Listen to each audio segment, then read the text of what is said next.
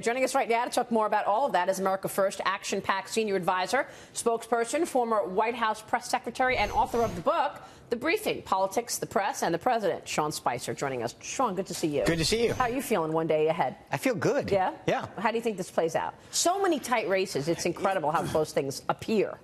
Right, and I think that's especially true in the House. In the Senate, I'm really bullish. I think that you could see as high as 56 seats for the Republicans. I know that's on the far end, but I look at where the momentum is right now, and I think all of these races are breaking the Republican way. The Democrats have 4 seats that they are targeting that Republicans currently hold: Arizona, Tennessee, Nevada, and Texas. All of them, I think, Republicans maintain. Including Nevada? Oh, absolutely. Heller's been on the rise.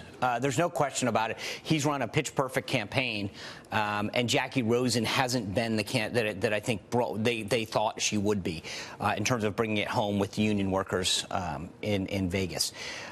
I think then you look at the places where we have opportunities, whether it's Indiana, North Dakota, Missouri. There's a lot of these that are huge Republican pickups, and those are just the obvious ones where what Democrats. About New Jersey? What's that? New Jersey. Listen, the first ad, Steve, when I checked into my hotel last night that I saw was a Bob Hugin ad. It was unbelievable. I mean, and reading through the indictment of Bob Menendez, that's got to play well with independent and female voters. And I think that could be an upset. I think that Michigan, John James, has run a phenomenal race out there against Debbie Stabenow. He's come from 23 down to single digits. There's a lot of these races that I think 2 months ago nobody was paying attention to, or now are coming close. On the House, look, I think history is against us. We have over 40 House Republicans not running for re-election. I think what people need to understand is in a district that might be 1 or 2 points for a Republican, when you have an open race in a year where you're being outspent and history is against you, and you don't have an incumbent that has the name ID, the list of accomplishments in the legislative, that's a wash. And I think it goes from maybe an R+2 to a D+2 in this cycle, in this year. And so they need 23 seats to pick up. History suggests that they should pick up just north of 30 on average. I think Republicans have a play to keep a majority by 1 to 3 seats. Yeah. But this could be an election tomorrow that doesn't get decided tomorrow night. We could be weeks away from knowing who controls the House of Representatives. Many people say the Dems have already won 17 seats. Those are the same people who also said that Donald Trump wasn't going to win Wisconsin, Michigan, right, exactly. Iowa, Pennsylvania. It's hard to trust these polls, but Lee, you've used dials to find out what voters thought of President Trump's recent comments on tax reform. Let's watch this. Republicans passed a massive tax cut for working families, and we will soon follow it up with another 10% tax cut for the middle class.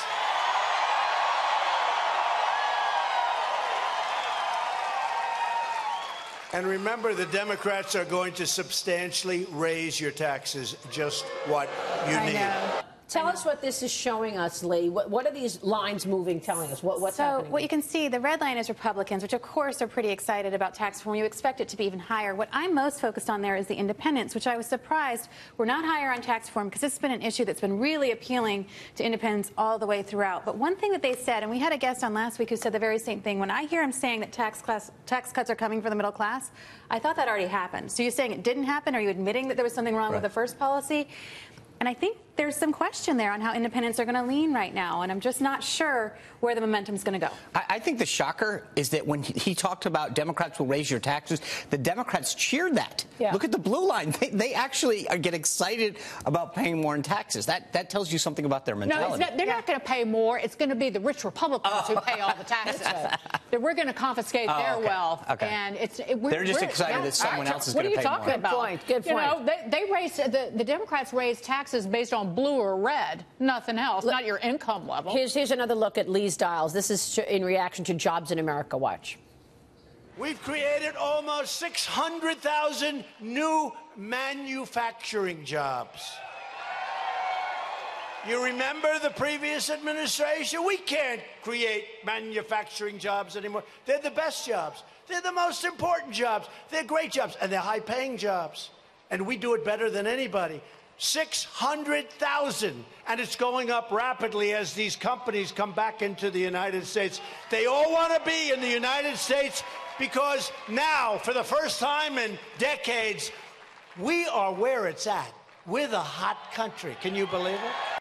Again, people react to what he's saying on That's jobs. right. Jobs is one of the most winning issues that he talks about. With Republicans, you could see it was off the charts. Even with independents, when it's sort of flat there, which is in the middle, that's not bad for how Democrats react. So jobs is where he gets credit. Where he goes off the rails more is some of the comments he's made about birthright citizenship really alienate folks, even on the right. So it's an issue that's not winning right now. Immigration as a whole, something that does really energize his base. Sure. Absolutely. I mean, it's the same playbook that he won on in 2016. He knows how to tap into the issues that motivates people more than anything else.